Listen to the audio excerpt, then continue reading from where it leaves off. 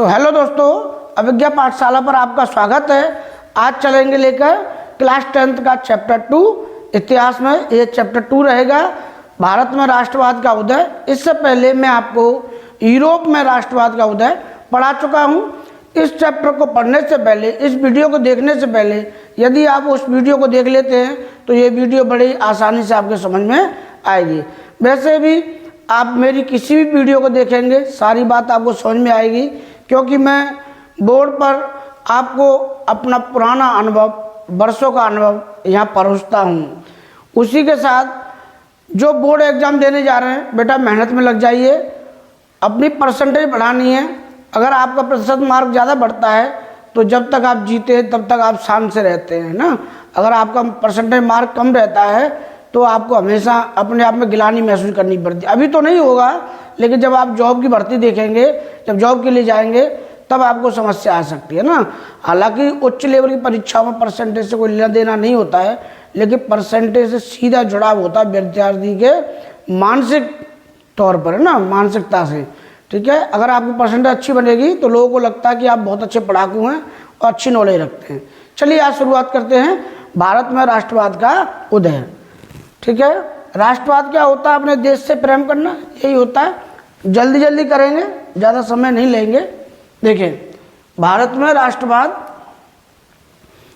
राष्ट्रवाद को जो लाने में भूमिका रही वो ये नेता हैं, और भी बहुत नेता हैं बेटा, बहुत लीडर हैं जिन्होंने हमारे भारत में राष्ट्रवाद लाने के लिए अपने प्राणों की आहुति दे दी है ना। तो देख रहे हैं ये सारे हैं। आगे चलते हैं। ये मैंने चित्र आपको दिखा दिया है क्योंकि दिखे आपको। वहीं देखें राष्ट्रवाद का अर्थ क्या होता है। ठीक है, राष्ट्रवाद का अर्थ अपने राष्ट्र के प्रति प्रेम की भावना। अपने राष्ट्र से अगर आप प्रेम करते हैं, प्यार करते हैं, तो आप समझ लीजिए कि आपके अंदर राष्ट्र भावना भरी हुई है। दूसरा, एकता की भावना।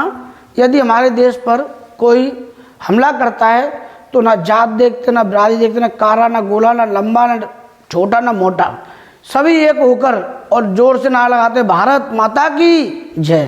बोलते बॉर्डर पर जाते हैं, लड़ाई लड़ते लोग।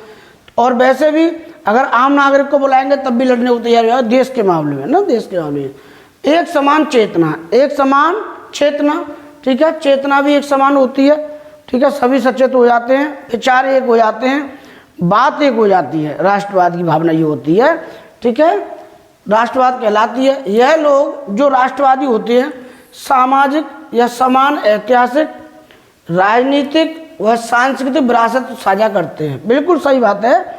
जब राष्ट्र की बात आती है, ना कोई विपक्ष का नेता होता है, ना पक्ष का नेता होता है, ना कोई आम आदमी पार्टी है, ना समाजवादी पार्टी है, ना बहुजन समाज पार्टी है, ना भारतीय जनता पार्टी है। सभी एक होकर देश के सुरक्षा के लिए लड़ाई लड़ते हैं। ठीक है, अपनी साझा कर ली राजनीतिक पृष्ठभूमि, वहीं पैसों को भी साझा करते हैं। अगर हमको कोई ऐसी संपदा खरीदनी हो देश बचाने के लिए तो सभी डोनेट करेंगे, सभी पैसा देंगे। ठीक है, अभी आपने देखा होगा कोरोना जैसी महामारी आई थी तो सभी राजनीतिक दलों ने, कोई ऐसा दल नहीं था जिसने देश के खिलाफ बोला हो, सभी ने सहयोग किया था। ठीक है, वहाँ देखें सांस्कृतिक विरासत है। ठीक है, हो सकता है आप पगड़ी पहनते हो और कोई नहीं पहनता हो, कोई धोती कुर्ता पहनता हो, सभी युद्ध लड़ने जाएंगे। ठीक है, सभी अपने देश से प्यार करते हैं। इसमें वेशभूषा सांस्कृतिक विरासत भी आड़े नहीं आती। सांस्कृतिक विरासत को भी हम क्या है, साझा करते हैं। ठीक है, आगे देखेंगे। अभी 26 जनवरी पे आप देखेंगे, 26 जनवरी पर तो विभिन्न प्रकार की झांकियाँ निकाली जाती है। वहाँ देखना हमारे देश में कितनी विभिन्नता है। ठीक है, वो सबको देखनी चाहिए। यहाँ देखें, राष्ट्रवाद में लोग विभिन्न भाषाई समूह के हो सकते हैं। बिल्कुल सही बात है कि एक राष्ट्र में विभिन्न भाषा बोलने वाले लोग रह सकते हैं और रहते भी हैं। ठीक है, 8वीं अनुसूची में, ठीक है, 22 भाषाओं को दिया गया है। समझ रहे हैं ना, जैसे भारत। लेकिन राष्ट्र के प्रति प्रेम उन्हें एक सूत्र में बांधे रखता है। आप गुजराती बोलते हो, मराठी बोलते हो, इससे कोई मतलब नहीं है। राष्ट्रवाद की बात आएगी, देश की बात आएगी तो सभी भाषाएं वादी लोग जो है एक हो जाते हैं ना। 19वीं शताब्दी में भारतीयों में राष्ट्र चेतना का विकास बहुत तेजी से हुआ। कौन सी शताब्दी में? 19वीं शताब्दी में। ठीक है, भारतीय राष्ट्रवाद काफ़ी हद तक उपनिवेशवादी नीतियों के परिणाम स्वरूप ही उभरा था। ये बिल्कुल सही बात है कि उपनिवेश कहते हैं दूसरे देशों के द्वारा, दूसरे देशों के लोगों के द्वारा हमारे ऊपर शासन करना है ना, या किसी देश के नागरिकों द्वारा दूसरे देश पर शासन करना उपनिवेश व्यवस्था कहलाती है। अंग्रेज हमारे ऊपर शासन करने आए तो उन्होंने हमको राष्ट्रवाद की चेतना जगाने में बहुत बड़ी भूमिका निभाई। क्यों निभाई बताएंगे आगे, ठीक है। पाश्चात्य शिक्षा का विकास, ठीक है, ये विस्तार कर दिया उन्होंने क्या किया कि हमको पढ़ाना चालू कर दिया कि देखो ये अधिकार होते हैं, ये कर्तव्य होते हैं, ये ऐसे होता है वैसे होता है, तो चेतना हमारे अंदर जाग गई, ठीक है। दूसरा, मध्यम वर्ग का उदय हो गया। अब उनके यहाँ जॉब करते थे लोग तो वहाँ से आय इनकम होने लगी तो मध्यम वर्ग पनपा। दूसरा, यहाँ देखें उन्होंने एक काम और किया कि रेलवे का विस्तार कर दिया। उन्होंने रेलवे बनाई भारतीयों को लूटने के लिए। उन्हें क्या पता थी कि किसी दिन हमारी लाशें इन डिब्बों में लाद लाद कर ये भेज देंगे, है ना, समझ रहे ना। सामाजिक धार्मिक आंदोलनों ने राष्ट्रवाद के विकास में महत्वपूर्ण भूमिका निभाई। हमारे यहाँ पर शुद्ध शाकाहारी भोजन के लिए ज़्यादा सपोर्ट रहा है, खासकर हिंदू धर्म। उन्होंने हमारी सामाजिक धार्मिक व्यवस्था को तोड़ने का प्रयास किया। यहाँ पर जातिवादी व्यवस्था थी, ठीक है, तो उन्होंने जातिवादी व्यवस्था को तोड़ने का काम किया, ठीक है। सती प्रथा को रोक दिया, बाल विवाह को रोक दिया। तो हमारे यहाँ के लोगों को लगा ये तो यार हमारी सभ्यता संस्कृति को नष्ट कर देंगे, ठीक है। तब जाके राष्ट्रवाद के विकास में महत्वपूर्ण भूमिका निभाई। कई कारण होते हैं, अगर कोई आंदोलन होता है ना तो उसके पीछे ऐसा नहीं है कि एक ही कारण हो। कोई व्यक्ति अगर आपको गाली दे रहा है तो उसके पीछे ये नहीं है कि आपको जानबूझ के गाली दे रहा है, नहीं, आपके द्वारा किए गए ऐसे कृत्य हैं। हो सकता है आपने पीछे से उसकी बुराई की हो सकता है उसके माँ बाप के बारे में बुरा बोला हो सकता है उसके काम के बारे में बुरा बोला हो, तो वह व्यक्ति तभी आपसे गलत कह रहा है कि आपने जरूर कोई चुगली चाटी की है, ठीक है। देखें, स्क्रीनशॉट लेते रहिएगा। आगे देखें, दूसरे उपनिवेशों की तरह भारत में भी आधुनिक राष्ट्रवाद के उदय की परिघटना उपनिवेशवादी विरोधी आंदोलन के समान गहरे तौर पर जुड़ी हुई है। बिल्कुल सही बात है कि भारत में दबाया गया, पीटा गया, कुचला गया, तो फिर क्या लोगों में एक राष्ट्र की भावना जगी। बोले यार ये तो बहुत दिन हो गए, ये तो व्यवस्था भंग कर देंगे, ये तो हमको पीट रहे हैं। और यहाँ देखें तो अंग्रेज किस तरीके से अत्याचार डाल रहे हैं भारतीयों पर, ठीक है। औपनिवेशिक शासकों के खिलाफ संघर्ष के दौरान लोग आपसी एकता को पहचानने लगे थे। ये बिल्कुल सही बात है। देखो, पिटते हुए का साथी पिटता हुआ ही हो सकता है ना, पिटते हुए का साथी पिटता हुआ ही हो सकता है। जैसे शोषित पीड़ित लोग हैं, अगर शोषित पीड़ित लोग हो तो शोषित पीड़ित लोग और मिल जाएं तो वो एक होने की संभावना होती है, ठीक है। यही राष्ट्रवाद है और ये सब मिलकर ही एक दिन अंग्रेजों को यहाँ से भगाने का प्रयास करेंगे और भगा भी देंगे। आगे देखेंगे,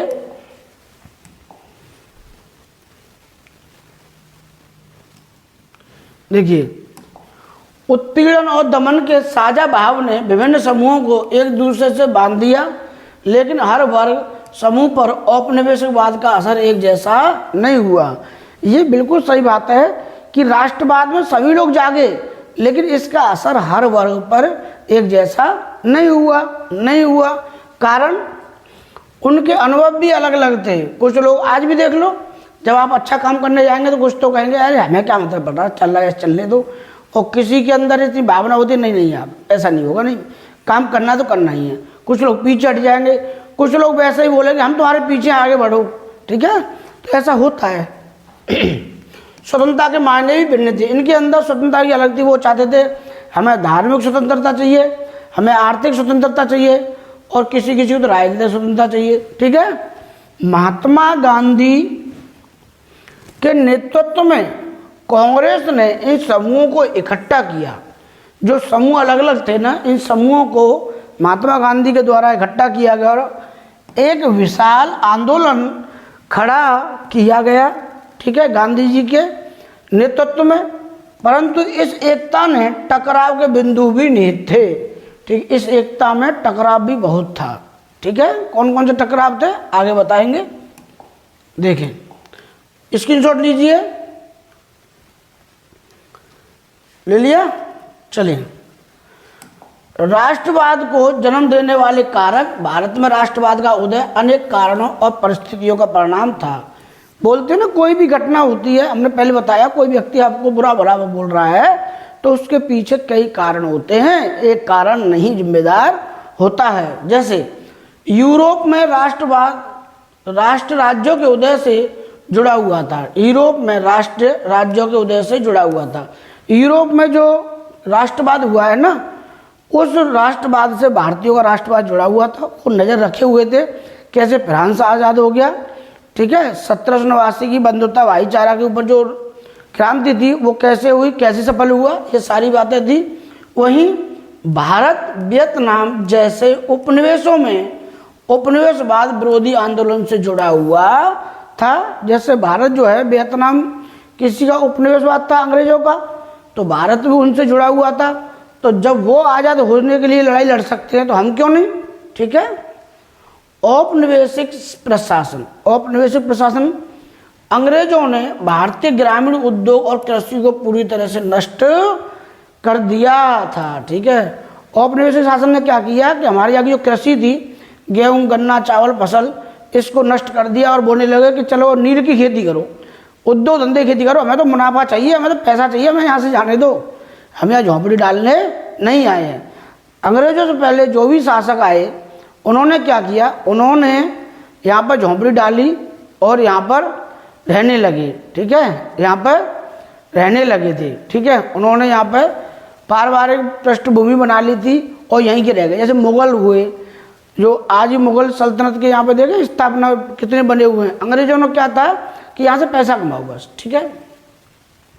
ग्रामीण अर्थव्यवस्था को औपनिवेशिक अर्थव्यवस्था में बदल कर रख दिया था, ठीक है। ग्रामीण जो अर्थव्यवस्था थी उसे औपनिवेशिक अर्थव्यवस्था बदल दिया, अर्थात अंग्रेजों की अर्थव्यवस्था बदल दिया। अंग्रेज चाहेंगे वही पैसा, वही फसल होगी और वो जितना चाहेंगे उतना पैसा देंगे, ठीक है। अपने मन से कुछ नहीं कर सकते, जिससे लोगों में ब्रिटिश शासन के प्रति आक्रोश उत्पन्न हो गया। बोले ये तो बहुत निकम्मे हैं, ये बहुत बदतमीज है, ये तो हमें चैन से खाने भी नहीं दे रहे हैं, मार रहे हैं, पीट रहे हैं, अत्याचार कर रहे हैं, बलात्कार कर रहे हैं हमारी बहन बेटियों के साथ, ये लोग तो बहुत ही घटिया हैं, अब तो ये खाने को भी नहीं दे रहे हैं। दूसरा, रेलवे के विस्तार, डाक व्यवस्था के कारण लोगों के मध्य संपर्क स्थापित हो गया। अब क्या हुआ था, अंग्रेजों ने अपनी मौत की नींव खुद खोदी थी, ठीक है। पहले तो हमको पढ़ा दिया नियम कानून, ठीक है। दूसरा, तकनीकी यंत्रों का प्रयोग करके उन्होंने हमारे ऊपर शासन करने की जो व्यवस्था बनाई थी, उन्हीं यंत्रों का प्रयोग करते भारतीयों ने राष्ट्रवाद उदय की जो भावना थी वो पैदा हो गई। अब क्या, रेलवे से एक जगह से लद कर दूसरी जगह जा सकते थे, मीटिंग कर सकते थे, बोल सकते थे, तो राष्ट्रवाद का और बढ़ावा मिलने लगा, ठीक है। भावना को बल मिला। देखिए, भारतीय पुनर्जागरण, भारत में पुनर्जागरण कैसे हुआ, भारतीय पुनर्जागरण ने भी राष्ट्रवाद को बढ़ावा दिया। उसने भारतीय राष्ट्र समाज में व्याप्त कुरीतियों, अनैतिकता और रूढ़ियों को मुक्ति का मार्ग दिखाया। अच्छा, भारत में पुनर्जागरण कैसे हुआ, जो पाखंडवाद था, अंधविश्वास था, अशिक्षा थी, गरीबी थी, इन चीज़ों से लड़ने के लिए भी हमें मौका मिल गया अंग्रेजों के द्वारा। जब हम काम करने लगे अंग्रेजों में तो पैसा आया, पैसे शिक्षित हुए और हमारा इनकम का स्रोत बढ़ गया, मध्यम वर्ग जाग गया, तो क्या पुनर्जागृत हो गए, पाखंडी चीज़ों से दूर हो गए, ठीक है। लीजिए स्क्रीनशॉट लीजिए बेटा।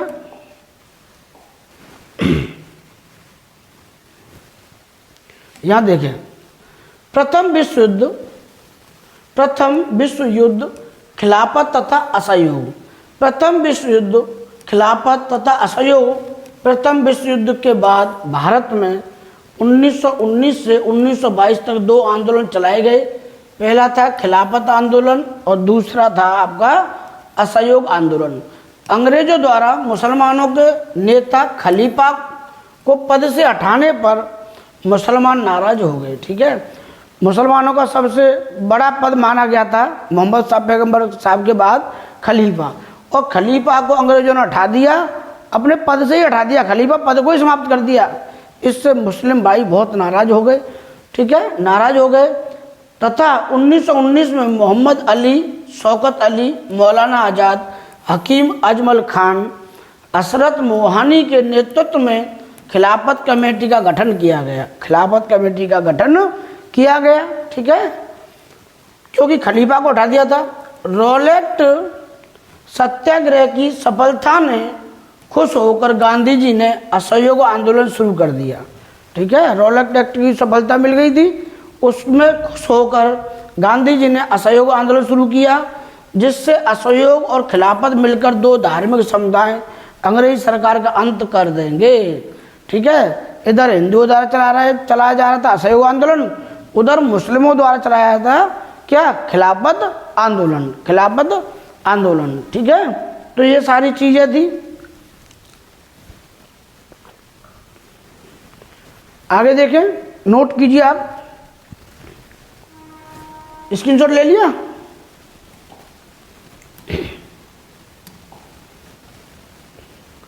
यहां देखें, प्रथम विश्व युद्ध का भारत पर प्रभाव, युद्ध पश्चात परिस्थितियां। जो प्रथम विश्व युद्ध हुआ था उसमें भारत पर प्रभाव क्या पड़ा था उसका, और क्या परिस्थितियां बनी थी उसके बाद। प्रथम विश्व युद्ध के 1914 से 1918 के कारण, पहला युद्ध विश्व युद्ध का हुआ था 1914 से 1918 में, कारण भारत की आर्थिक राजनीतिक परिस्थितियों में बदलाव आया। देखिए, कहीं भी कोई युद्ध होता है, अभी यूक्रेन और रूस का युद्ध चल रहा है, तो बोल रहे थे कि हमारे यहाँ बहुत चीज़ें महंगी हो गई। विश्व में, संसार में कहीं भी कोई ऐसी युद्ध घटना घटती है तो हर देश के साथ हर देश के व्यापारिक संबंध होते हैं, राजनीतिक संबंध होते हैं, है ना, और आपसी सांस्कृतिक संबंध होते हैं, तो उन संबंधों में खटास आ जाती है ना। राजनीतिक संबंध ऐसा नहीं कि वहाँ का कोई हमारे यहाँ पर मंत्री बन जाएगा, नहीं, वैचारिक तौर पर राजनीतिक रूप से जुड़े होते हैं ना, वो वाली चीज़ें। संसदों का, विचारों का, कानूनों का, नियमों का आदान प्रदान किया जाता है।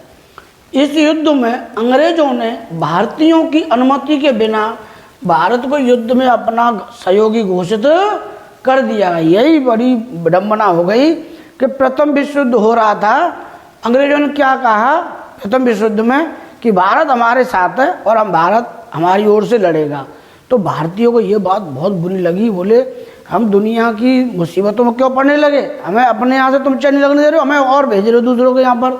ठीक है, जिससे भारतीयों में अंग्रेजों के विरुद्ध असंतोष उत्पन्न हो गया। बोले हम नहीं कहीं लड़ने जाएंगे, हमें अपने भी बच्चे प्यारे हैं, वैसे तुम चैन से नहीं लड़ने रहने दे रहे हो और वहाँ और भेज रहे हो, तो यहाँ भी बेटा क्या असंतोष उत्पन्न हो गया। ठीक है, युद्ध के निम्नलिखित कारण थे, इस प्रकार हैं। एक नई आर्थिक और राजनीतिक स्थिति का जन्म हुआ। ठीक है, रक्षा बजट में भारी बढ़ोतरी, जिसकी भरपाई कर्जा लेकर करो वृद्धि करके बना गया। सीमा शुल्क बढ़ा दिया गया तथा आयकर शुरू कर दिया गया। अंग्रेजों ने सीमा शुल्क बढ़ा दिया गया, आयकर लगा दिए, तो आदमी परेशान होगा नहीं होगा। दूसरा, ब्रिटिश सेना के लिए सिपाहियों की जबरन भर्ती की गई। जब युद्ध चल रहा था तो बोले जबरदस्ती भर्ती करो लोगों को और भेजो लड़ने के लिए, तो लोग गुस्सा हो गए ना, रोष पैदा हो गया। फसल नष्ट हो जाने की वजह से खाद्यान्न की भारी कमी हो गई, फसलें नष्ट हो गई, उस वजह से खाने के मोहताज हो गए, है ना। फ्लू की महामारी तथा अकाल की वजह से लाखों लोगों की मृत्यु हो गई, लाखों लोगों की मृत्यु हो गई थी। ठीक है, ये भी क्या है, प्रथम विश्व युद्ध के द्वारा जो जन्म भी ये परिस्थितियाँ थी।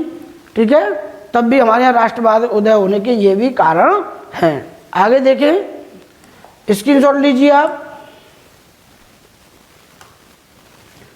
सत्याग्रह का विचार, सत्याग्रह का विचार, सत्य के लिए आग्रह का विचार, मतलब यह है ना, अर्थ यह सत्य अहिंसा पर आधारित था, एक नए तरह का जन आंदोलन करने का रास्ता था। ठीक है, सत्याग्रह मतलब क्या है, ये अहिंसक था, इसमें लड़ाई झगड़ा नहीं था, सत्य के लिए आग्रह करना था, मतलब यह सत्याग्रह के मुख्य बिंदु थे। अगर आपका उद्देश्य सच्चा है, यदि आपका संघर्ष अन्याय के खिलाफ है, तो उत्पीड़क से लड़ने के लिए किसी शारीरिक बल की आवश्यकता नहीं है। बात समझ में आ रही है? अगर आप सच्चे हैं, अच्छे हैं, तो आपको बल प्रयोग करने की जरूरत नहीं है, केवल धरने पर बैठ जाइए, धरने पर बैठ जाइए तो आपका काम बन जाएगा, है ना। अभी हम एक खबर पढ़ रहे थे, तो देखिए धरने में कितनी बड़ी पावर होती है। एक बहू को प्रताड़ित किया जा रहा था, तो उसके मायके वाले नहीं आए, तो वो बीच रोड पर धरने पर बैठ गई, बोली जब तक डीएम साहब नहीं आएंगे मैं उठूंगी नहीं, और जब तक मुझे न्याय नहीं मिलेगा मैं उठूंगी नहीं। और धरने बैठ गई सास ससुर के खिलाफ, और जितने देवर जेठ थे वो प्रताड़ित थे उनके खिलाफ। तब जाके डीएम साहब आए और उन्होंने उस बेटी की, उस बहन की पीठ थपथपाई, बोले बेटा बहुत अच्छा तरीका है तुम्हारा लड़ाई लड़ने का, पीछे बैनर लगा लिए थे मैं प्रताड़ित हूँ, तो फायदा मिला। ठीक है, फायदा मिला। यहीं देखें, सत्याग्रही केवल अहिंसा के सहारे बिना किसी प्रतिशोध की भावना या आक्रामकता का सहारा लिए बिना भी सफल हो सकते थे, है ना, हो सकता है। बोल रहे कि सत्याग्रह है वो बिना लड़ाई के भी सफल हो सकता है। दूसरा, ये विचार थे सत्याग्रह के, उत्पीड़क की चेतना को झिकझोरने के लिए, उसे सच्चाई को स्वीकार करने तथा दमन का अंत करने के लिए प्रेरित किया जा सकता है। उन्होंने सत्याग्रह का उद्देश्य था जो उत्पीड़क है, जो उत्पीड़न कर रहा है उसको सच्चाई से रूबरू कराने के लिए, अपनी गलती मनवाने के लिए प्रेरित या उसे बाधित किया जा सकता है। सत्याग्रह का ये विचार था। लीजिए स्क्रीनशॉट। ठीक है, महात्मा गांधी द्वारा भारत में किए गए सत्याग्रह के आरंभिक प्रयोग। पहला सत्याग्रह किया था उन्होंने 1917 में बिहार में चंपारण में 1917 में पहला सत्याग्रह गांधी द्वारा किया गया। दमनकारी बागान व्यवस्था के खिलाफ नील की खेती करने वाले किसानों को प्रेरित किया। बोल रहे नील की खेती करने को दबाव डाला गया था, किसके द्वारा? अंग्रेजों द्वारा। उनके खिलाफ गांधी जी ने ये लड़ाई लड़ी पहली। 1917 में खेड़ा गुजरात किसानों को कर में छूट दिलवाने के लिए उनके संघर्ष में समर्थन किया।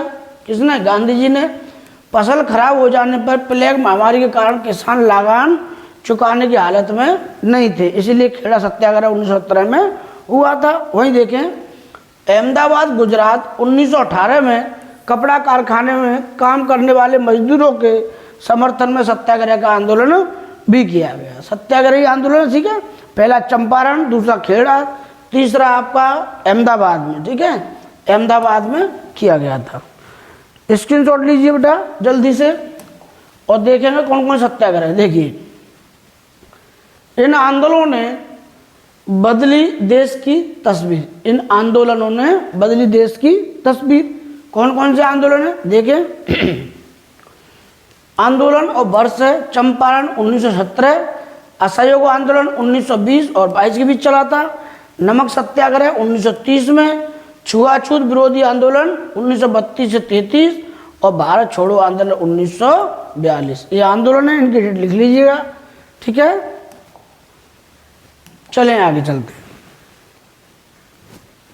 देखें, ये रॉलेट एक्ट एक काला कानून के नाम से इतिहास में दर्ज है। ठीक है, रॉलेट एक्ट को काला कानून भी कहते हैं। इस कानून को अंग्रेजों ने भारत के लोगों को कुचलने के लिए बनाया था। इस कानून के अंदर अंग्रेजों को यह अधिकार दिया गया कि किसी भी भारतीय पर मुकदमा चलाए बिना उसे जेल में बंद कर दिया जा सकता है। बिना वकील, बिना दलील के आप कोर्ट में सीधा जेल में जाओगे ना, ऐसी व्यवस्था बनाई थी। तो इसे काला कानून कहा गया था और इसे रॉलेट एक्ट बोला गया था, है ना, रॉलेट एक्ट बोला गया था। आगे देखें,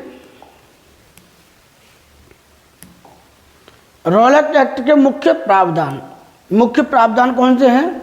राजनीतिक कैदियों को बिना मुकदमा चलाए 2 साल तक जेल में बंद रखने का प्रावधान किया गया था। अब राजनीतिक कैदी कौन थे? भाई राजनीति के लिए तो लड़ाई लड़ रहे थे सारे लोग कि हमें सत्ता मिल जाए। ठीक है, जब सत्ता मिल जाएगी तो अपना हम खुद ही चलाएंगे। तो उन्होंने ये व्यवस्था बनाई। दूसरा, रॉलेट एक्ट अन्यायपूर्ण क्यों था? क्यों लोग उसका विरोध कर रहे थे? भारतीयों की नागरिक आज़ादी पर प्रहार। सीधा कहा गया था, बिना वकील के, बिना दलील के, बिना पूछताछ आप रिपोर्ट कर रहे हो, उन्हें जेल में डाल रहे हो, तो ये काला कानून है। तो इसलिए इसका अन्यायपूर्ण कहा गया था। भारतीय सदस्यों की सहमति के बगैर पास किया गया था। ठीक है, बिना परमिशन के पास कर दिया। भारतीयों से पूछा तक नहीं, जिनके लिए कानून बना है उनसे आप रजा नहीं ली, उनकी अनुमति नहीं ली, आपने बताया तक नहीं। रॉलेट एक्ट के उद्देश्य क्या थे? भारत में राजनीतिक गतिविधियों का दमन करने के लिए। बस इसका ये मेन उद्देश्य था कि कैसे भी करके ये अपनी सरकार बनाने में कामयाब ना हो जाएं, कामयाब ना हो जाएं। ठीक है, चलिए एक एक चीज क्लियर लिखा है हमने आपके लिए ना। रॉलेट एक्ट के परिणाम। 6 अप्रैल को महात्मा गांधी के नेतृत्व में एक अखिल भारतीय हड़ताल का आयोजन किया गया। विभिन्न शहरों में रैली और जुलूस निकाले गए। पहला रेलवे वर्कशॉप में कामगारों का हड़ताल की गई, दुकानें बंद हो गई, स्थानीय नेताओं को हिरासत में ले लिया गया, बैंक, डाक खानों और रेलवे स्टेशनों पर हमले किए गए। रॉलेट एक्ट का विरोध जब किया था तो ये सारी घटनाएं घटी थी। आज भी जब कोई भी बड़े नेता धरना देते, कुछ करते तो पुलिस उनको गिरफ्त में ले लेती है। ठीक है,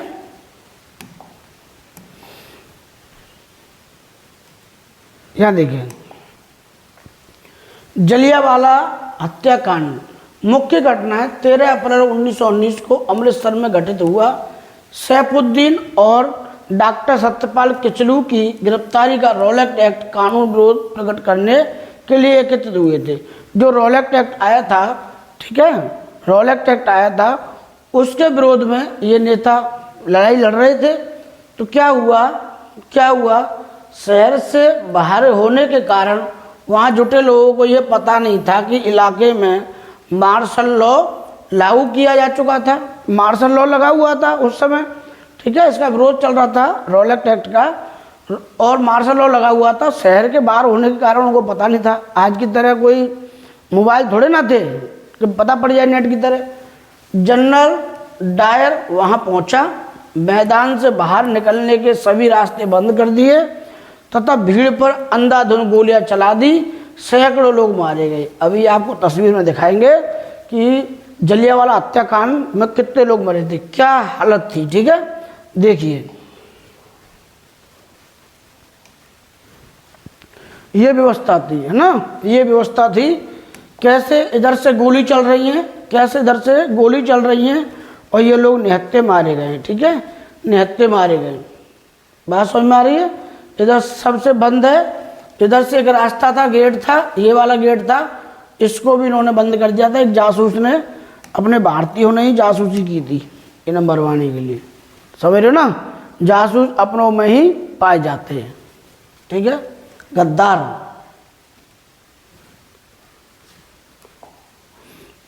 आगे देखें खिलाफत का मुद्दा। खिलाफत का मुद्दा देखें। खिलाफत शब्द खलीफा से निकला हुआ है, जो ऑटोमन तुर्की का सम्राट होने के साथ साथ इस्लामिक विश्व का आध्यात्मिक नेता भी था। कौन सा? तुर्की का सम्राट होने के साथ साथ इस्लामिक विश्व का आध्यात्मिक। देखो, तुर्की का तो वो राजा था, लेकिन जो इस्लाम मुस्लिम भाई हैं उनके लिए वो पुरोहित वर्ग था, पुजारी था, आध्यात्मिक गुरु था। ठीक है, सब कुछ थे खलीफा। प्रथम विश्व युद्ध में तुर्की की हार हो गई, तुर्की हार गया। ठीक है, ये अफवाह फैल गई कि अब तुर्की पर एक अपमानजनक संधि थोपी की जाएगी। ठीक है, बुरी तरह से संधि की जाएगी। ठीक है, ये अफवाह फैल गई। इसलिए खलीफा की तात्कालिक शक्तियों की रक्षा के लिए मार्च 1919 में अली बंधुओं मोहम्मद अली, शौकत अली, मौलाना आज़ाद, हाकिम अजमल खान और हसरत मोहनी द्वारा मुंबई में एक खिलाफत समिति का गठन किया गया। खिलाफत समिति का गठन किया गया। चलिए,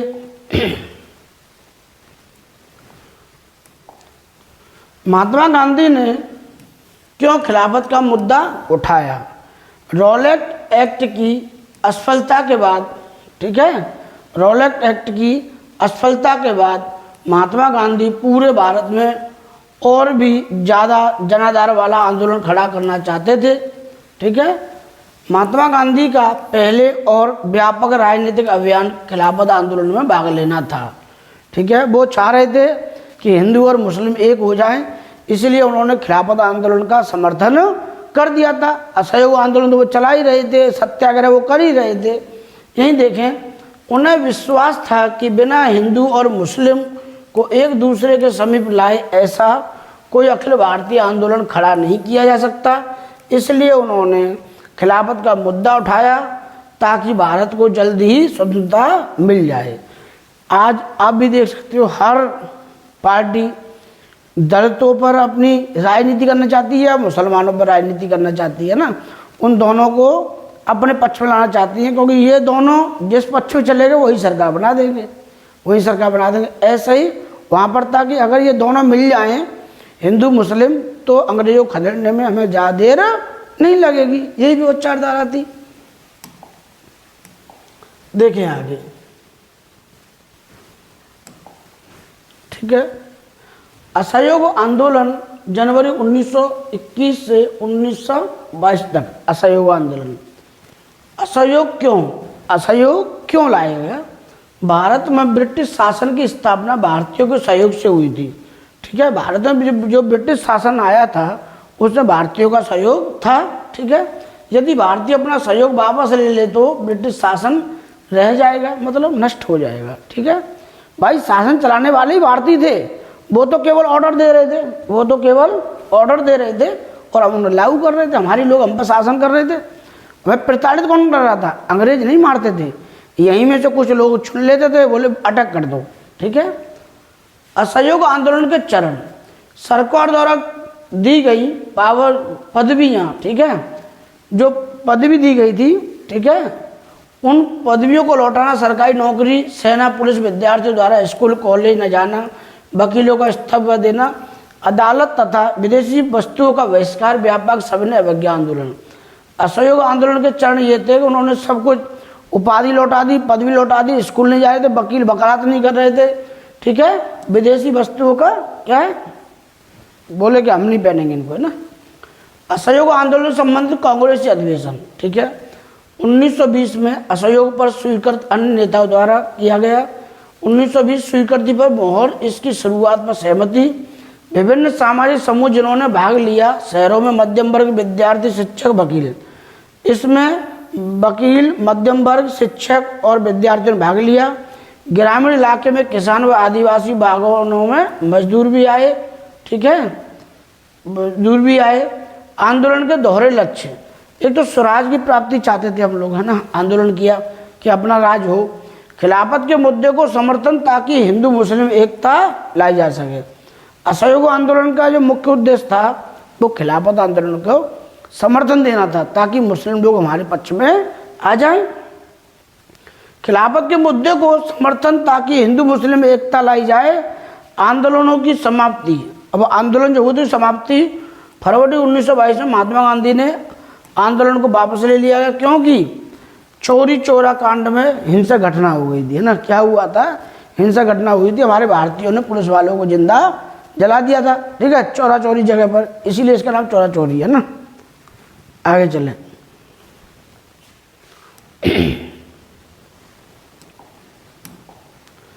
आंदोलन के भीतर अलग अलग धाराएं, आंदोलन के भीतर अलग अलग धाराएं। शहरों में आंदोलन, असहयोग आंदोलन 1 अगस्त 1920 में औपचारिक रूप से शुरू हुआ था, और बाद में इस आंदोलन को प्रस्ताव कांग्रेस के कलकत्ता अधिवेशन में 4 सितंबर 1920 को प्रस्ताव पारित हुआ, जिसके बाद कांग्रेस ने इसे औपचारिक आंदोलन स्वीकार किया गया। कांग्रेस पार्टी ने भी इसको स्वीकृति दे दी थी। गांधी जी द्वारा चलाया जाने वाला यह प्रथम जन आंदोलन था। कौन सा आंदोलन? असहयोग आंदोलन, ठीक है, ये पहला आंदोलन था, मतलब जनता के द्वारा, सहयोग के द्वारा। पहले तो वो अकेले करते थे, है ना। आगे देखें, आंदोलन के भीतर अलग अलग धाराएं। शहरी क्षेत्रों में मध्यम वर्ग का इस आंदोलन को समर्थन प्राप्त हुआ। मध्यम वर्ग का शहरी क्षेत्र, पंजाब में विशेषतः इस आंदोलन का बहुत विरोध हुआ, जहां 13 अप्रैल 1919 को अमृतसर में खून खराबा हुआ। जनरल डायर ने राष्ट्रवादी सभा पर गोली चलाने के हुक्म दिया। जलियांवाला बाग हत्याकांड के नाम से जाने लगा। इस हत्याकांड में 1200 लोग मारे गए, 1600-1700 लोग घायल हुए। असहयोग आंदोलन की निम्न मांगें इस प्रकार थी: खिलाफत मुद्दा, रोल एक्ट, पंजाब में जलियांवाला बाग, और उसके बाद उत्पीड़क के विरुद्ध न्याय की मांग, स्वराज की प्राप्ति। ये सारी व्यवस्थाएं थी। आगे देखें,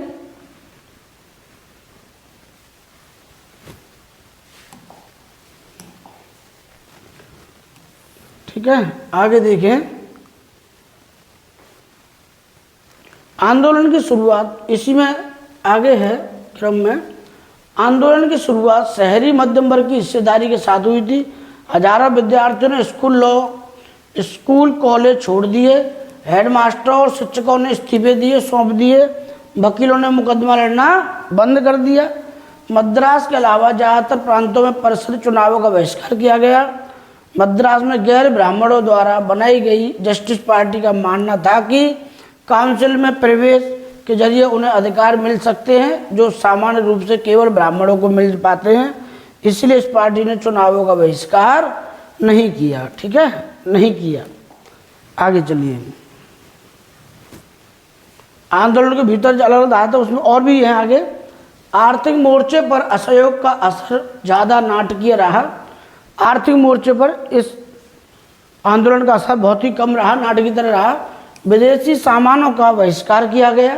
ठीक है, शराब की दुकानें पिकेटिंग की गई। ठीक है, पिकेटिंग की गई और विदेशी कपड़ों की होली जलाई जाने लगी, जिसके कारण 1921-1922 में विदेशी कपड़ों को आयात घटकर आधा रह गया। ठीक है, विदेशों से हम कपड़ा ही नहीं खरीद रहे थे, हम कपड़ा ही नहीं खरीद रहे थे तो अधमरा हो जाएगा। भाई किसी भी देश को बर्बाद करना है तो उसका आयात कम कर दो, है ना, आयात कम कर दो, उसका सामान खरीदना बंद कर दो, वैसा ही ख़त्म हो जाएगा।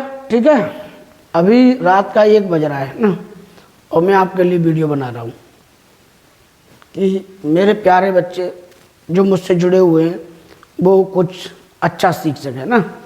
तो इस टाइम पर लोगों को सोना होता है ना और मैं आपके लिए मेहनत करता हूँ, तो बेटा मेरी मेहनत को थोड़ा सराहा करो। अच्छा लगता है तो मेरे वीडियो पर जाके कमेंट शेयर लाइक ज़रूर किया करो ताकि मुझे अच्छा लगे ना। अगर नहीं अच्छा लग रहा है तो फिर बेटा कोई बात नहीं है ना, बुरे तो है ही है। आगे देखें। उसकी कीमत 102 करोड़ से घटकर 57 करोड़ रह गई। ठीक है, देखो पहले 102 करोड़ का आयात होता था, अब घट गया, बिल्कुल 57 करोड़ आ गया। बहुत सारे स्थानों पर व्यापारियों ने विदेशी चाय का व्यापार करने या विदेशी व्यापार में पैसा लगाने से इनकार कर दिया। कहने लगे हम नहीं लगा रहे हैं भैया पैसा तुम्हारे व्यापार में अंग्रेजों से, तुम्हारे यहाँ तो तुम्हारा कुछ चीज़ खरीद ही नहीं रहा है। ठीक है, जब बहिष्कार और आंदोलन फैला, लोग आयातित कपड़ों से छोड़कर केवल भारतीय कपड़े पहनने लगे तो भारतीय कपड़ा मिलों और हथकरघों का उत्पादन भी बढ़ने लगा, जिससे लघु और कुटीर उद्योगों को प्रोत्साहन मिला और रोजगार में वृद्धि हो गई थी। ठीक है जी, स्क्रीनशॉट ले लीजिए। ठीक है, सब दिख रहा है, फिर बाद में कहोगे लिख नहीं पाए। यहाँ देखें, ग्रामीण इलाकों में विद्रोह। असहयोग आंदोलन का ग्रामीण इलाकों में किसानों, आदिवासियों, श्रमिक वर्गों को समर्थन प्राप्त था। शहरों में बढ़कर असहयोग आंदोलन देहात में भी फैल गया था। युद्ध के बाद देश के विभिन्न भागों में चले किसानों, आदिवासियों के संघर्ष भी इस आंदोलन में समा गए थे। ठीक है, बड़ा आंदोलन था।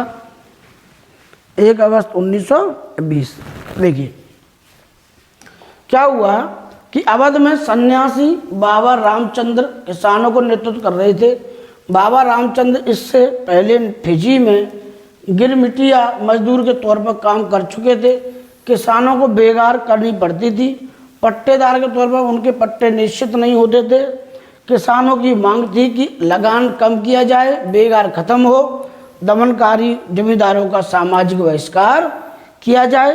बोले कि जमींदारों को यहाँ से हटाओ, इन्हें हम पर क्या लूट खसूट करते हैं, दबाव डालते हैं, हमारा शोषण करते हैं। दूसरा, ये रामचंद्र जो थे अवध के सन्यासी बाबा, ये पहले दूसरे देशों में काम कर चुके थे, वो जानते थे कि काम कैसे किया जाता है और यहाँ के अंग्रेज हमको दबाए जा रहे थे। ठीक है, बहुत सारे स्थानों पर जमींदारों को नाई धोबी की सुविधाओं से भी वंचित करने का लिए पंचायतों नाई धोबी बंद का फैसला लिया था। 1921 में गांधी जी ने जमीन गरीबों में बांट दी। ये इसके वो रहे थे। ठीक है, आगे देखिए। आंध्र प्रदेश की गुडेम पहाड़ियों में 1920 के दशक की शुरुआत में एक उग्र गुरिल्ला आंदोलन फैल गया। अंग्रेजी सरकार ने बड़े बड़े जंगलों के लोगों को दाखिल होने पर पाबंदी लगा दी थी। इन जंगलों में ना तो मवेशियों को चरा सकते थे, ना ही जलावन के लिए लकड़ी और फल भी बीन सकते थे। इससे पहाड़ों के लोग परेशान और गुस्सा थे, क्योंकि न केवल उनकी रोजी रोटी पर असर पड़ रहा था, बल्कि उन्हें लगता था कि उनके परंपरागत अधिकार भी छीने जा रहे हैं। भाई जंगल में तो वो लकड़ी रोटी पानी वही है, लेकिन वो जंगल से जुड़े हुए लोग हैं, उनके अधिकार हैं जंगल पर रहना, ठीक है। जब सरकार ने इन्हें सड़कों के निर्माण के लिए बेकार करने पर मजबूर किया तो लोगों ने बगावत कर दी। गुड़ैम विद्रोहियों ने पुलिस थानों पर हमले किए, ब्रिटिश अधिकारियों को मारने की कोशिश की। 1924 में राजू को फांसी दे दी गई। राजू अपने लोगों के बीच लोक नायक बन गए चुके थे, ठीक है, लोक नायक बन चुके थे, ठीक है। इतना ही है। आगे देखिए, बागानों में स्वराज। असहयोग आंदोलन से प्रभावित होने के कारण कई मजदूरों श्रमिकों ने अधिकारियों की बात मानने से मना कर दिया तथा गांधी जी का गुणगान करने लगे और आंदोलन में सहयोग भी दिया। आगे देखें, महात्मा गांधी के विचारों स्वराज की अवधारणा के बारे में मजदूरों की अपनी समझ थी। असम के बागानी मजदूरों के लिए आज़ादी का मतलब यह था कि वे उच्च चार दीवारियों से जब चाहें आ जा सकते हैं, जिन्हें वो बंद करके रखा जा सकता है, ठीक है। उनके लिए आज़ादी का मतलब था कि वे अपने गांवों से संपर्क रख पाएंगे। 1859 में इंग्लैंड इमिग्रेशन एक्ट के तहत बागानों में काम करने वाले मजदूरों को बिना इजाज़त बागान से बाहर जाने की छूट नहीं थी, और यह इजाज़त उन्हें बिरले ही कभी कभी मिलती थी। जब उन्होंने असहयोग आंदोलन के बारे में सुना तो हजारों मजदूर अपने अधिकारों की अवहेलना करने लगे और उन्होंने बागान छोड़ दिए, अपने घर को चल दिए। उनको लगता था कि अब गांधी राज आ गया है, इसलिए अब तो हरेक को गांव में ज़मीन मिल जाएगी, लेकिन वे अपनी मंजिल पर नहीं पहुंच पाए। रेलवे स्टीमरों की हड़ताल के कारण रास्ते में ही फंसे रह गए और उन्हें पुलिस ने पकड़ लिया और उनकी बुरी तरह से पिटाई हुई, ठीक है। ये व्यवस्था थी। आगे चलें।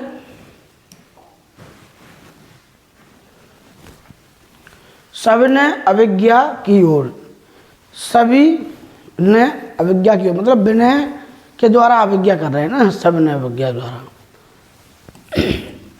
असहयोग आंदोलन की समाप्ति से लेकर सविनय अवज्ञा आंदोलन के शुरू होने तक मुख्य घटनाएं हैं। असहयोग आंदोलन अपने लक्ष्य को प्राप्त करने में असफल रहा, पहली बात, लेकिन यह आंदोलन अंग्रेजों के खिलाफ लोगों को एकजुट करने में काफ़ी हद तक सफल रहा। बेशक तुम कोई लड़ाई लड़ रहे हो और उसमें असफल हो जाओ, उसमें आपको सफलता ना मिले, कोई बात नहीं, लेकिन आप जनता के प्यारे हो जाओगे। अगर कोई चुनाव लड़ रहे हो, आप लड़ने की इच्छा है तो पहले चुनाव में हारने के लिए खड़े हो जाओ, पर्चा भराओ और बस ही खड़े हो जाओ, आपका फोकट में प्रचार हो गया, ठीक है। जब दूसरे लोग सुनेंगे ना कि भाई वो भी खड़ा है, तो आपका फोकट में प्रचार हो गया। पहला चुनाव हारने के लिए, ठीक है, दूसरा चुनाव ये देखने के लिए मेरे कितने समर्थक है, तीसरे चुनाव में आप जीत जाओगे।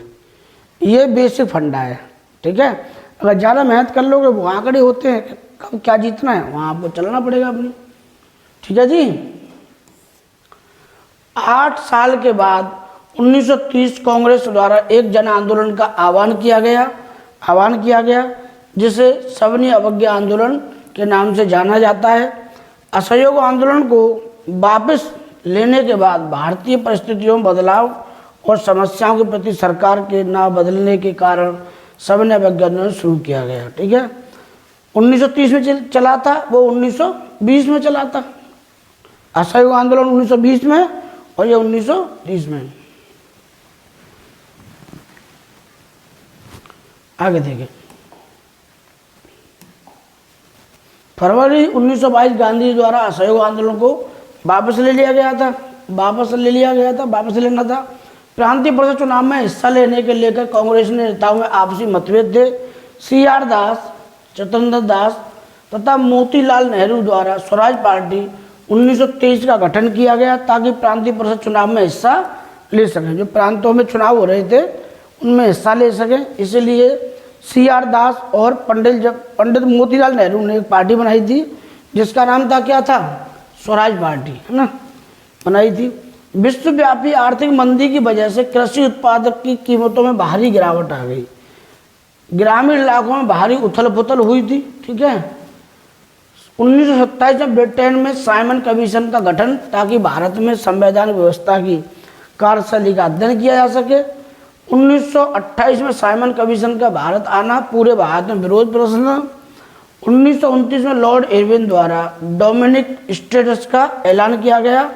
डोमिनिक स्टेट क्या था कि आप आज़ाद हो लेकिन शासन जो चलेगा आपके ऊपर वो हमारे इंग्लैंड की सामाजिक जो व्यवस्था है, जो हमारी सामग्री है, मतलब जो वहाँ की महारानी थी उनके अनुसार चलेगा ना, साम्राज्य बोलते हैं ना। कांग्रेस के भीतर जवाहरलाल नेहरू, सुभाष चंद्र बोस जैसे तेज तर्रार आक्रामक तेवर वाले नेताओं का उदय हुआ। 1929 लाहौर अधिवेशन में पूर्ण स्वराज की मांग की गई। पूर्ण स्वराज की मांग की गई। ठीक है। और यहीं पर कहा गया था 1929 में कि 1930 को 26 जनवरी 1930 को हम पहला स्वतंत्रता दिवस मनाएंगे, लेकिन संविधान लागू हुआ 26 जनवरी 1950 को, इसलिए 26 जनवरी को गणतंत्र दिवस मनाते हैं, उसकी याद ताज़ा करने के लिए। ठीक है। गोल बन के तैयार हो गया था 26 नवंबर 1949 को, लेकिन वही नहीं कि वो 26 जनवरी डेट थी जो 1930-29 में लागू की गई थी, उसी डेट को लागू करेंगे, उसको ताज़ा रखेंगे, ये वजह थी। गोलमेज सम्मेलन। गोलमेज सम्मेलन क्या होता है? एक मेज होती है गोल, यहाँ अधिकारी बैठा, यहाँ बैठा, यहाँ बैठा, यहाँ बैठे, सब गोल में बैठे, यहाँ मैन अधिकारी बैठा होता है, वो गोलमेज सम्मेलन होता है। ऐसा कुछ नहीं है कि गोल कुछ और हो।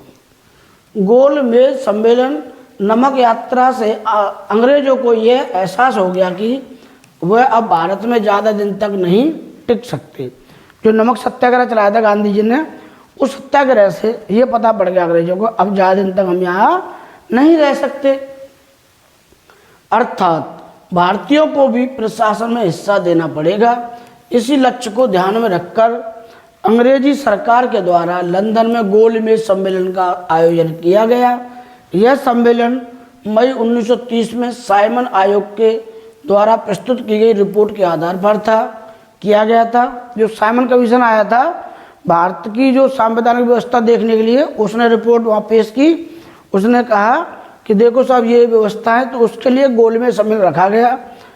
भारतीय और ब्रिटिश सरकार के वैचारिक मतों का समाधान इन सम्मेलनों में ना हो सका। इन सम्मेलनों में भारतीयों और अंग्रेज सरकार के बीच तालमेल नहीं बैठ पाया। ये 3 सम्मेलन लंदन में आयोजित किए गए थे ताकि भारत के भावी संविधान पर चर्चा की जा सके। इन सम्मेलनों का जो उद्देश्य था वो भारतीय संविधान की रूपरेखा बनाना था। आइए देखें। पहला सम्मेलन नवंबर 1930 और 1931 के बीच हुआ। द्वितीय जो हुआ दूसरा वाला 1931 से 1931 तक रहा था, सितंबर से दिसंबर तक।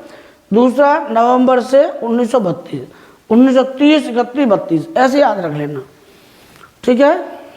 तो इन सम्मेलनों का प्रश्न आता है कि तीनों सम्मेलनों में कौन भागीदार रहे, किन्होंने भाग लिया, तो प्रमुख नाम आता है डॉक्टर भीमराव अम्बेडकर का। और दूसरा पूछा जाता है कि कांग्रेस ने कौन से सम्मेलन में भाग लिया, तो वो दूसरे कांग्रेस सम्मेलन में, दूसरा जो सम्मेलन हुआ था गोलमेज, उसमें कांग्रेस ने भाग लिया था। ठीक है।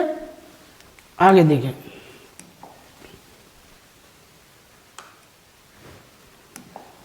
भारतीय राष्ट्रीय कांग्रेस द्वारा सिर्फ द्वितीय गोलमेज सम्मेलन अर्थात सेकंड वाले में सम्मेलन भाग लिया था और नमक यात्रा असहयोग आंदोलन 1930 को हुआ था।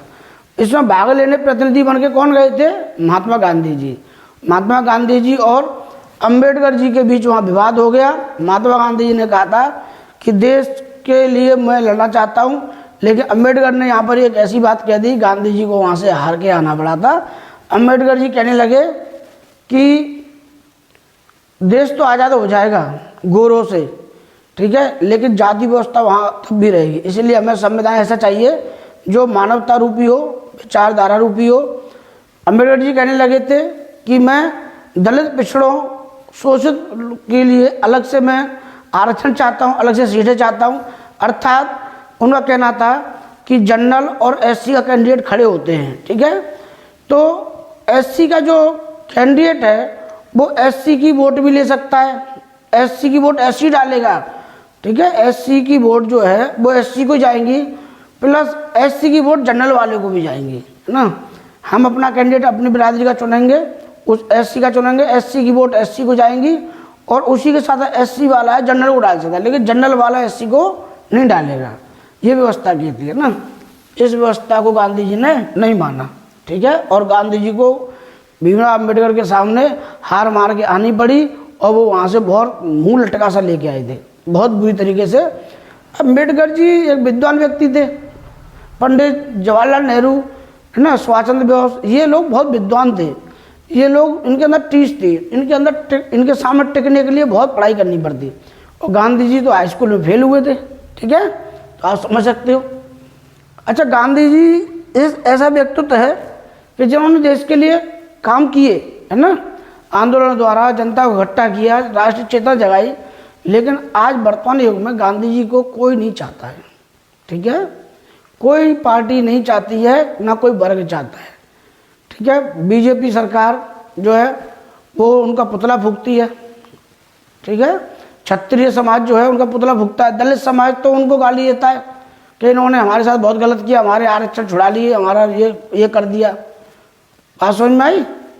तो बहुत सारी चीज़ें हैं इनमें।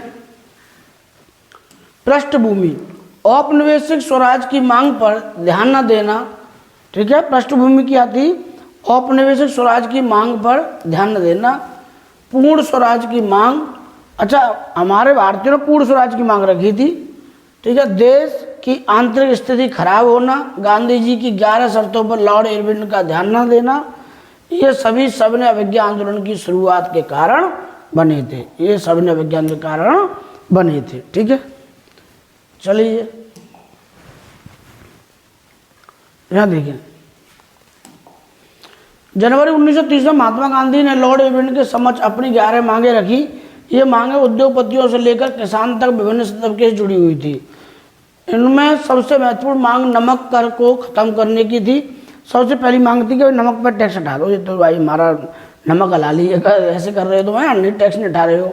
लॉर्ड इरविन इनमें से किसी भी मांग को मानने के लिए तैयार नहीं थे, और मैं नहीं मानूंगा, तुम्हें मांगे। 12 मार्च 1930 को महात्मा गांधी द्वारा नमक यात्रा शुरू की गई। 6 अप्रैल 1930 को नमक बनाकर नमक कानून का उल्लंघन किया गया। मार्च में चालू की गई थी 12 को, और उसके बाद 6 को शुरू कर दी। महात्मा गांधी ने नमक सत्याग्रह की शुरुआत की थी, और 6 अप्रैल को नमक कानून तोड़ दिया था, ना, बोले अपने नमक बनाएंगे। यह घटना सविनय अवज्ञा आंदोलन की शुरुआत कर दी। बोले सविनय जो है ना, सभी विनय के साथ अवज्ञा कर रहे हैं, बड़ी विनय के साथ आपके साथ अवज्ञा कर, मतलब आपकी आज्ञा को नहीं मान रहे हैं। सविनय अवज्ञा आंदोलन 6 अप्रैल 1930 मार्च 1931 गांधी इरविन समझौते की वजह से स्थगित हुआ, ठीक है। 1932 को दोबारा शुरुआत हुई, 1934 तक स्वयं समाप्त हो गया, ठीक है। आगे देखें जी,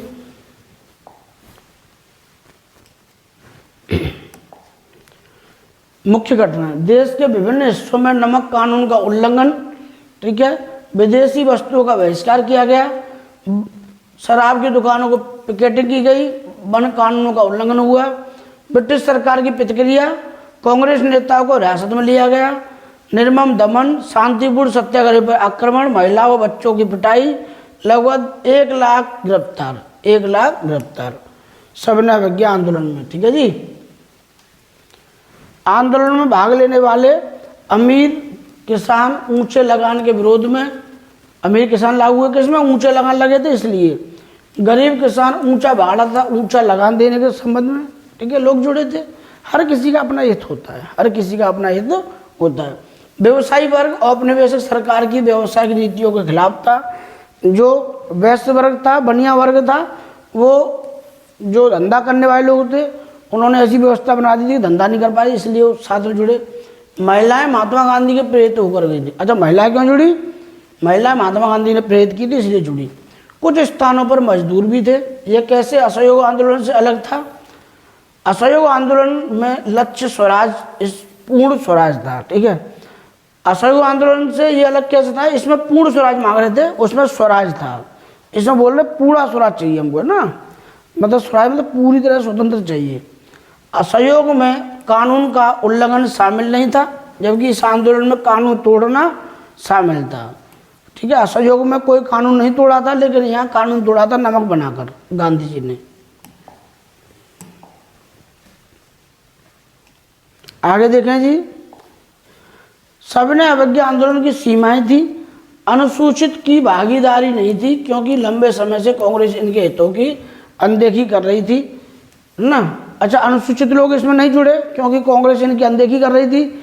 सेकंड गोलमेज सम्मेलन हुआ था, वहाँ भी गांधी जी ने इनके बारे में कुछ ऐसा बोल दिया था कि इनको वैसे ही गुस्सा आ गया था। और इनके मुखिया कौन थे, भीमराव अम्बेडकर। तो भीमराव अम्बेडकर की जो बात मानने वाले थे वो गांधी जी को भी सपोर्ट नहीं करेंगे, आज भी लोग सपोर्ट नहीं करते हैं ना, गांधी जी को बुरा भला बोलते हैं। मुस्लिम संगठनों द्वारा सविनय अवज्ञा के प्रति कोई खास उत्साह नहीं था। मुस्लिम संगठनों ने भी सविनय अवज्ञा आंदोलन में भाग ज़्यादा नहीं लिया था। 1920 के दशक में मध्य से कांग्रेस हिंदू महासभा जैसे हिंदू धार्मिक संगठनों के करीब आने लगी थी।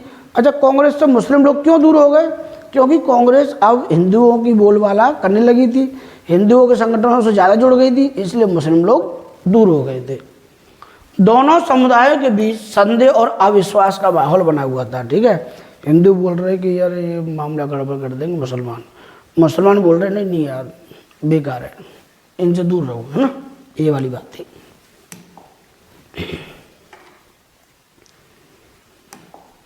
सामूहिक अपनेपन का भाव, विवेक कारक जिन्होंने भारतीय लोगों को सामूहिक अपनेपन की भावना को जगाया था, वे सभी भारतीय लोगों को एक किया। ठीक है, पहला कारण था। चित्र व प्रतीक, भारत माता की प्रथम छवि बंकिम चंद्र चटर्जी द्वारा बनाई गई थी। इस छवि के माध्यम से राष्ट्र को पहचानने में मदद मिली। वस्तुओं, चित्रों, लिखित शब्दों, ध्वनियों, विशिष्ट चिन्हों को प्रतीक कहते हैं, जो संबंध, परंपरा और संस्कृति को दर्शाते हैं। जैसे रुकिए स्टॉप का प्रतीक होता है, नक्शों पर दर्शाई गई रेखा जिससे अलग अलग राज्यों की मृदाओं के बारे में पता चलता है। वैसे ही लोक कथाएं, राष्ट्रवादी घूम घूम कर लोक कथाओं को संकलन करने लगे।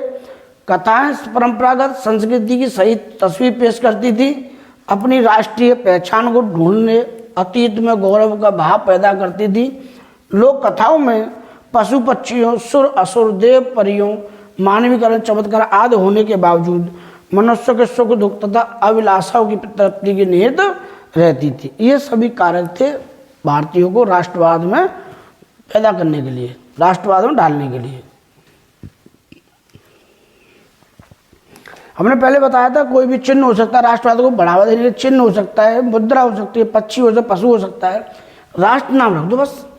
यहाँ देखें, चिन्ह, चिन्ह का एक वस्तु, गुणवत्ता, घटनाएं, इकाई है जिसकी उपस्थिति किसी अन्य चीज की उपस्थिति को दर्शाती है। उदाहरण, झंडा बंगाल में 1905 में स्वदेशी आंदोलन के दौरान सर्वप्रथम एक तिरंगा हरा पीला लाल जिसमें 8 कमल थे। 1921 तक आते आते गांधी जी ने भी सफ़ेद हरा लाल रंग तिरंगा तैयार कर लिया था। ठीक है, इतिहास की पुनर्व्याख्या, बहुत से भारतीय महसूस करने लगे थे कि राष्ट्र के प्रति गर्व का भाव जगाने के लिए भारतीय इतिहास को अलग ढंग से पढ़ना चाहिए, ताकि भारतीय गर्व का अनुभव कर सकें, इतिहास के बारे में विस्तृत जानकारी हासिल कर सकें। गीत जैसे वंदे मातरम 1870 के दशक में बंकिम चंद्र चटर्जी ने यह गीत लिखा था। मातृभूमि की स्तुति के रूप में यह गीत बंगाल के स्वदेशी आंदोलन में खूब गाया गया था। ठीक है ना, तो राष्ट्रवाद को बढ़ावा देने के लिए प्रतीक चिन्ह हो सकते हैं, पर एक भाषा हो सकती है ना, कोई भी गीत हो सकता है, गान हो सकता है, ठीक है, कोई भी एक संकेत चिन्ह हो सकता है ना, ये वाली है। इसी के साथ थैंक यू फॉर वॉचिंग। यदि आपको अभिज्ञा कोचिंग सेंटर या अभिज्ञा पाठशाला के द्वारा जो दी गई सामग्री है, दी गई चीज़ें अच्छी लगती हैं, आपके भविष्य निर्माण में थोड़ा सा भी सहयोग कर रही हैं, तो बेटा प्लीज़ हमारे अभिज्ञा पाठशाला चैनल को लाइक सब्सक्राइब कीजिए और लोगों तक पहुंचाने का प्रयास कीजिए। ठीक है, कुछ शुरुआती दौर में कुछ मिस्टेक हो जाएं, कुछ कमियां रह जाएं, तो उसके लिए बेटा फीडबैक दीजिए, कमेंट में लिखिए कि हमको ये बात समझ में नहीं आई, तो हमें अच्छा लगेगा। अंत में एक प्रश्न पूछना चाहूँगा, तो आप उस प्रश्न का उत्तर कमेंट सेक्शन में लिखिएगा। प्रश्न पूछना चाहूँगा कि वर्तमान में भारत के प्रधानमंत्री कौन है? इसका उत्तर आप कमेंट सेक्शन में लिखिएगा। इन्हीं बातों के साथ, इन्हीं शब्दों के साथ आपसे विदा लेना चाहूँगा। जय हिंद, जय भारत।